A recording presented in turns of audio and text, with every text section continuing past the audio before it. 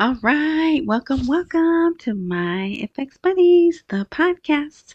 And I say podcast because there are multiple mediums on which you can get access to this information. But my favorite way is the blog. And the blog is at myfxbuddies.blogspot.com, but that's a lot to remember or type in or whatever. So wherever you are interacting with this content, look for a prompt of info, intro, more, description, something of that nature. Tap on that. Another box is going to open and a link to the blog. The free blog, you don't even have to put your email in, will be there, and then you just click on it and it'll take you there. And this particular day, I do have a video, but I'm sure it seems to be all over the news. It is really big news. The PKK did their first phase of disarming. Oops, I wonder if I can say that word. Oh well, I'm not going to say that word again. And I filmed it. So these are the ladies of the PKK. So there they are. They're putting us in this little pit here. Yeah. So they did that. They did that. Well, it's probably yesterday now. Well, they did it on July 11th. And yeah, so if you want to see the particular, this is the channel that one of the channels that I watch. And but I did tweet an article that was from Germany's news. And I don't know, they may have a little snippet in there.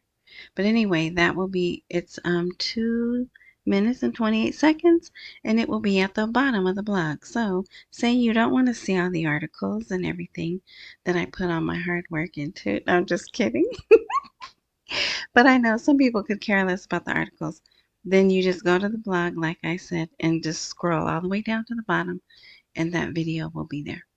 All right. So now it is Friday, July 11th. I don't think I recorded yesterday. The day just got away from me, but next week I'll be back on my regular schedule, I believe. All right. So there were other articles I could have chosen to make the star article, as I call it, but this is, I think after this we'll be done with the tariff thing and trade. All right. Yeah. So tariffs create a new trade map. America's economic window opens to Iraq. And I hope this is something we need, the next step to get us going, right? Because it's not the first time. We've seen this or a headline like this before. Now, granted, things were much different a few years ago, but we got all these trade negotiations going on. We're still in the middle of the ceasefire. The ceasefire is still going strong. That those people getting rid of their pew-pews was something that our administration wanted. Well, it's been going on for a long time, but you know who gets in office and gets it done, right? So that's different. So maybe this is it, right? I'm believing this is it. But yeah, so here, this is kind of in English. No, it's not. Because look, that should be a Q instead of a K. But anyway, so here is, the imaginary borderlines. That is Iraq. And here is this is that trade line, that trade, the thing they just opened. And it's not finished either, right? But when it is finished, it's going to go straight up the center. And then from there, they can go that way or that way, right? Yeah. So, in a surprise move described as part of an escalating trade policy, the administration of the U.S. president announced the imposition of, right, the 30%. And I'll show you, they have already complied. They've already like, hey, whatever we need to do to get rid of this, let's do it. And I'll show you that. Okay, so there was something else in here. No. So that's it. That was the headline I wanted to use. Now this, I like this article better. America loves Iraqi sesame and its skins. And look at that word there. I'm not even going to say that word. But supposedly the US president doesn't know how much America buys from Iraq. Now, this article has 5 economist views. So if you want to read it, you can. But here it explains what we get from them: dates, leather, handmade carpets, some metals and scrap, limited quantities of agricultural commodities such as sesame. I didn't know that. And I buy sesame. But anyway, I like to put sesame seeds on my teriyaki chicken that I make. Anyway, there was something else. No, I think that's it.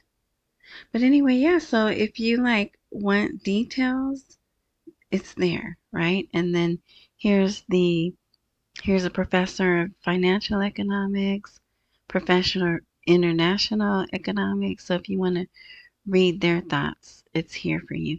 And you know I did. Um, all right, so this is great. So now we're going to go to yesterday's news.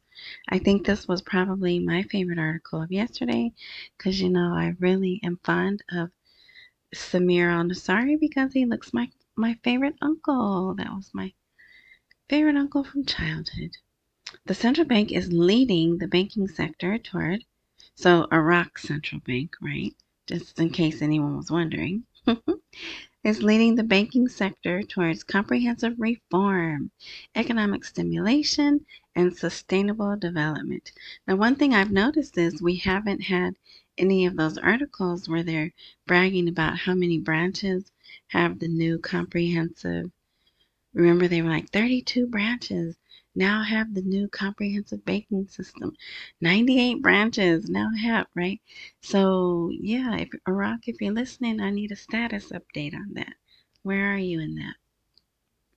So here he is. Samir al-Nasari affirmed that the central bank continues to lead the Iraqi banking sector in accordance with its third strategy and its comprehensive banking reform project for the next 2 years. But don't panic. I'm not worried about that because it is that will be when they change the rate and do the new money. That will be the beginning of a new stage, right? So that's why I'm not worried about that. And what else? For the next 2 years, based on a continuous daily work system in cooperation with international consulting and auditing companies currently operating with the aim of achieving banking reform and moving banks to a stage of contributing to stimulating the economy, revitalizing the economic cycle, achieving economic growth, and transforming banks into a lever for sustainable development. I could care less about sustainable development, but yeah. So banking laws, they're doing everything, carefully implement reform measures. So it's a really great article. All right. Um, I'm not going to cover this because I'm sure you guys probably saw this elsewhere, but they're collecting taxes. So they've increased their revenue. Rapid on Bank increases electronic tax settlements to more than 4 trillion dinars in the first half of 2025 because they're using the cards. They're using digital payments and they can just take your taxes right out. Let's see. We'll just wait and see what happens on Saturday. Saturday, there's going to be, well, they've lined up a parliament session And I believe in the last one, I did. I went over. So if you didn't see it, watch the last video, which I'll attach to this one. There's nothing on that agenda that talks about anything we're looking for. Nothing about the oil and gas law, the budget schedules, nothing. In fact, if you read this article, they even say we put stuff that's really not that serious on this first agenda because we don't know who's going to show up. So, see this? And a member of parliament's sleep is worship. So they're that in this article they talk pretty bad about parliament. So you should read it. Let's see. I need to sneeze. But here, I don't know why I put this in red. But one of the parliament members, I think, said Parliament is obligated to hold a session regarding the 2025 budget tables, which have not yet reached Parliament because they include provisions related to completing the Commission's arrangement. That's my phone. So, among other things, right? Yeah, so I'm fully believing that they're not going to have success on Saturday. So we'll see. So, yeah. All right. Okay, I wanted to cover this, but look, we're already out of time, kind of. Iraq launches project to issue local electronic payment cards. And remember, I was like, this is big. This is a big story. So Al Jazeera covered it. And this is their article and it has more details. See, it's longer than the others. It's positive. They say it's a positive thing, that it's good for the national economy. It'll strengthen the dinar. Yeah, so good read if you want. I know it's long. All right, Sadani was talking to Shell. This is Shell, but he says the government is open to cooperation with all companies. Yeah, buddy. All right, this is a different version of the same article, so we'll skip it. I think this is important. The Iraqi foreign minister discusses financial challenges and Kurdistan's oil management with Washington. So this guy here is Stephen Fagan, Stephen, whatever. If they wanted it to be Stephen, they should have put a V in there, right? That's why we have V's and that's why we have PHs. But anyway, see, he has a PH. Oh, so he should be Stephen, right? He should be Stephen Fagan, but whatever. So they met and they're talking. Fuad Hussein is the other guy. Fuad Hussein is what? The foreign minister and the deputy prime minister. So he's a powerful guy. So hopefully that's the real power meeting right there, right? All right. Now, this is pretty sad. You should read this. Iraqis voice growing despair, no production, no hopes as economic crisis deepens. So they mostly talk to people in Kurdistan. But look at this. This is bad. This does not bode well for Sudani. So they're speaking to a citizen. None of them gave their names. But look what he says. Since Sudani took office, we haven't witnessed any real economic achievement. Yeah, we've seen bridges and infrastructure projects, but that's not an economy. Real economy means production and reducing our dependence on oil. I thought he was going to say money in my pocket. That's a real economy, right? So they're living a harsh reality. They feel hopeless.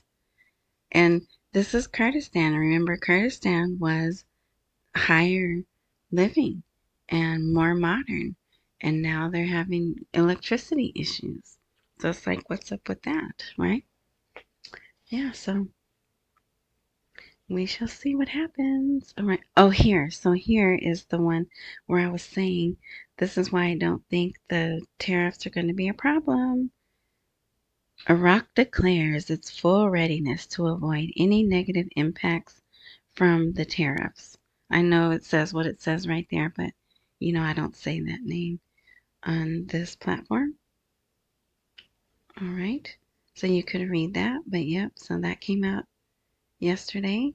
So I think we're good. So I don't want to talk about them anymore. I'm tired of talking about them. There might be one or two more articles, but after today, I don't think we need to discuss it anymore. Now this is interesting. Iraq has about $100 billion, right? Even the images of dollars are a beautiful $100 bill there in its coffers, with held reserves and citizens left out of the equation. So I'll just read this little bit. In a country where people's suffering is measured by the dollar exchange rate and development is summed up by questions about electricity, water, and jobs, a staggering figure stands out in international institution reports: 106.7 billion in Iraq's foreign exchange reserves are dollars. But behind this dazzling figure lies an unanswered question. Is this money truly available to Iraqis, or is it frozen in accounts that can only be moved with the permission of the U.S. Treasury? And the truth, confirmed by experts, is the largest portion of these reserves is deposited in U.S. banks, and the Iraqi government can only use them within narrow margins, subject to international approval, specifically from Washington. So you tell me, how is Iran a sovereign nation if they have to ask for approval to get their money from us? Yeah. So there's more to that article if you want to read it. So look at the H people. They made a video of the ship sinking and they aired it, and they did take those people. See this? I don't want to say this word. The crew. So they have hostages. That's escalation. Now, that doesn't have anything to do with the rate change we're waiting for, I don't believe, but it's still not good. It's not good because now Ice Cream Land is calling for us to severely kablooey the H people that live in Yemen that sound like Uchi, right? So but we don't want to do that. All right. Next Monday is supposed to be, this is what here and is in writing. And if you know me, what? I believe it when I see it. So I expect Monday for the federal court to review these lawsuits. I know someone out there has said that it's been thrown out, but I haven't seen it in writing, so we'll just wait and see. All right. Implications of, yeah, this is good too. They're really happy that in the letter that said, hey, I'm charging you 30%, but you are the great Iraq. And remember, I told you they were showing that on TV. So they really like him calling them the great Iraq. See how many times it's here in this article. And then they signed it, we will never let you down. So I think that's great. Oh, look, I put the same article there twice. So just skip that. Oh, here's my one commercial. If I ever make a hat, that's what the hat's gonna look like. All right. But anyway, so support my FX buddies, big or small. I appreciate it all. Thank you, thank you, thank you. And if you go through Cash App, which is $ Tishwash, T as in Tom, ISHWA, S as in Sam H. I reply with praise hands, and that's how you know I got it. This will be a live link when it's in live mode, and then PayPal's there for those who use PayPal. All right, so these are today's morning articles. Look at this. Iraq quietly re-enters international trade. And why are they keeping it a secret? If they're doing international trade, they gotta have a rate, right? It can't be. I mean, they could do trade at 1310, yes. But then what? They're very quickly going to have a large deficit. And they already have a budget deficit, right? Since we haven't seen the budget, we don't know. But all the people who have enough information, they're saying because oil's been low and you haven't done your budget, you're in a deficit, then add on a trade deficit too? That doesn't make good business. Anyway, I'm laughing because that's from a movie with Jason Statham and a little Asian girl. I don't know her name. But anyway, so you could read this if you'd like. That's a good article. And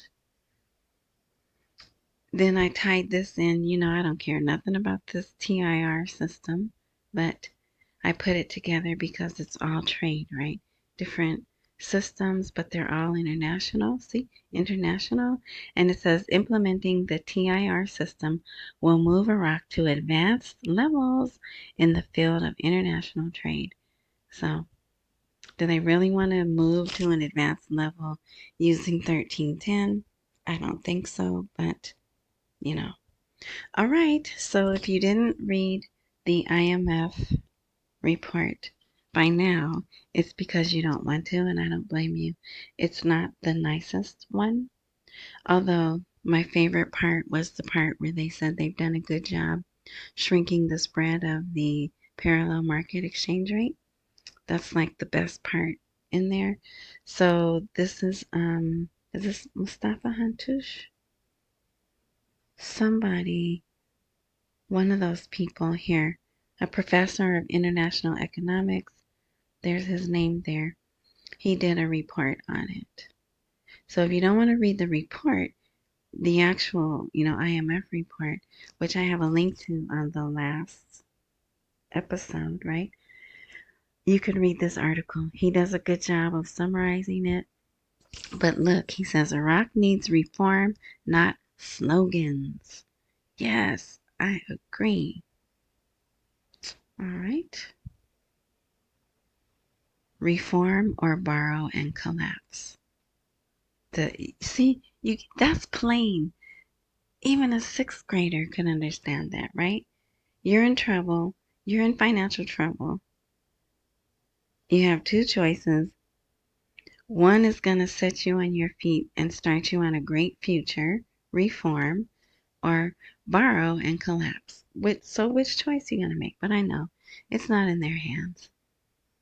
They're being used. I know. It's confusing and frustrating. All right, Commerce implementing a package of qualitative initiatives to boost the national economy. So at the same time, they need to build and gain confidence, right, in the national stuff. And when that happens, then the international stuff, people will have confidence in that as well. So you could read that right there. Here's another article about what we import from Baghdad. A little different take. And Kurdistan region makes bold strides towards digital governance. So I just was showing here their government is in step. They're a little delayed, but they're in step with Baghdad. So remember Baghdad, the government there, July 1st was like all digital, only digital payments, right? The government entities, not the entire country, just the government. So now they're doing the same thing. Modernization milestone, boosting efficiency and transparency, KRG's e-governance push. So they did that. And then if you want to, they have some stuff about what they do and the names that they call their government departments is a little different than Baghdad's. But yeah, so if you want to read that, that's there. And this is a nice read. Zain Iraq, CEO. How do you say that? What is that? How do you say that name? On empowering Iraq's digital future. And there he is. He looks like an actor. But anyway, yeah, so The CEO of Zain Iraq outlines the company's strategic roadmap, the role of innovation and inclusion, and how public-private collaboration is shaping a digitally empowered Iraq. Yay! I mean, I don't want them to be digital, but I can't help them. All right. As Iraq accelerates its digital transformation, Zain Iraq is emerging as a key architect of this new future. From pioneering 5G readiness and network modernization to investing in youth empowerment, tech entrepreneurship, and esports. Yes, esports, which is what? Gambling, right? The telecom giant is leveraging its capabilities and partnerships to redefine connectivity and innovation in the country. So there's more to this you could read. There's a little at the end. There's an interview. Wow, it didn't seem that long. Oh, well, you know what? Oh, the questions. Okay, in the actual article, the questions are bolded and then the answers are here. But they're not. But see, how is Zain Iraq collaborating with blah, blah, blah? With esports on the rise in Iraq, how's the company nurturing this space? So, yeah, good article. And I think that's it. Oh, no, last one. Iraqi Ministerial Committee on Erbil and Baghdad Budget Issues held their first meeting. They held it yesterday, Wednesday, focusing on key financial and energy issues, including oil exports, domestic consumption, and public sector salaries in the Kurdistan region. So we're past the 48 hours, so I don't know what's going on with that.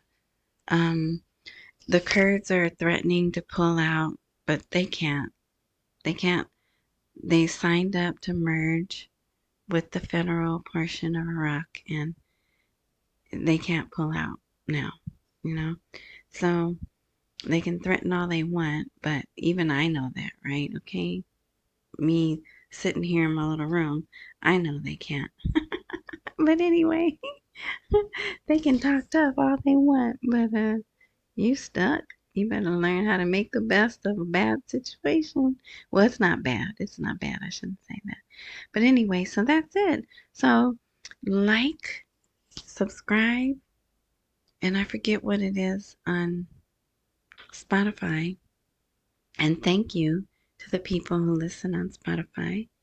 So yeah, everything's good. I think it's all good, but like I said, well, you guys don't like when I say we're probably going to be here through the end of summer, but let's see what happens. It will. I don't believe it's ever going to happen on a weekend. I'm a Tuesday, Wednesday, Thursday believer because those are days where all the banks in the world are open. International banking, I should say. So enjoy your weekend. I don't think I'll do another post because it's Friday, and actually most of everything is focusing on those PKK people doing what they did. So yeah, it's a good day in every single way. All right. So I'm forgetting something. I know I am. I feel like I am. But just thank you for at 11 minutes and 11 seconds, the little icon comes in the right corner. If you want to subscribe, you just tap that and you're subscribed magically, right? And hitting the thumbs up is no cost to you, but it really helps me. Accumulate while we wait for the rate to appreciate. Don't miss any emails and pay all your bills. Yeah. Thanks again. I really appreciate the comments, the encouraging words. It all is great. All right. So enjoy the rest of your morning, night, noon, whatever time frame you are indulging in this content. And until next time.